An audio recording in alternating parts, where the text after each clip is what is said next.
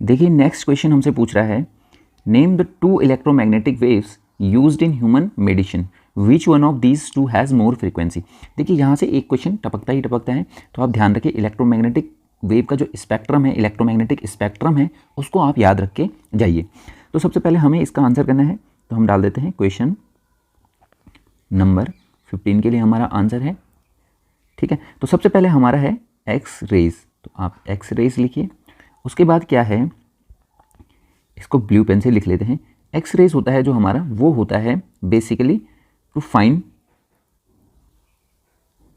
Cracks in human bones, तो ये आपको पता होगा। दूसरा हमारा है गामा रेज, तो गामा रेज, ओके। और गामा रेज से हम क्या करते हैं, ये यूज़ होता है कैंसर ट्रीटमेंट के लिए, तो कैंसर ट्रीटमेंट में हम गामा रेज का यूज़ करते हैं। अब इसने पूछा है कि किसका, which one of these 2 has more frequency, तो आपको याद रखना है कि जो इलेक्ट्रोमैग्नेटिक स्पेक्ट्रम होता है, वो सबसे हाईएस्ट फ्रीक्वेंसी किसकी होती है, गामा रेज की होती है। ठीक है, तो आप इसे रेडियो वेव, फिर माइक्रोवेव, फिर इंफ्रारेड, फिर विजिबल, फिर अल्ट्रा वायलेट, और फिर एक्स, और फिर वाई, तो ऐसे इसका स्पेक्ट्रम याद होता है।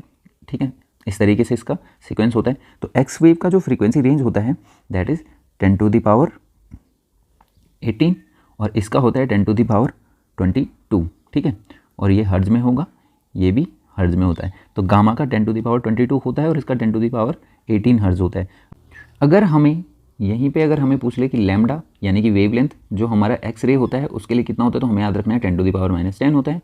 ठीक है, मीटर, और हमारा जो गामा होता है यानी गामा रेज होती हैं, उनके लिए जो लैम्डा होता है वो 10⁻14 मीटर होता है। तो ये आपको याद रखना है। ठीक है, क्योंकि हमें पता है जो फ्रीक्वेंसी होता है और जो लैम्डा होता है उसमें इन्वर्सली प्रोपोर्शनल का रिलेशन होता है। ठीक है, तो आप इसे ध्यान रखें, फ्रीक्वेंसी बढ़ेगी तो लैम्डा घटेगा। Okay, bye bye.